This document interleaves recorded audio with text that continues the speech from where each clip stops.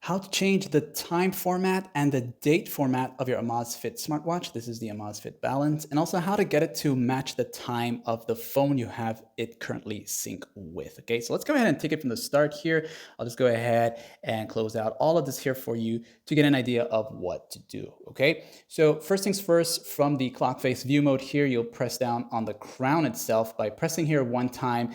This is going to take you this here. You can go into the settings itself from here, or while on the clock face here, you can swipe down from the top and go into the settings from here as well. As you tap on that here, you're gonna see the watch face and time option at the very top, right above the Wi-Fi. When you tap on it one time, you will see watch face. This is gonna allow you to change the clock watch face style, okay? So we wanna go to time format.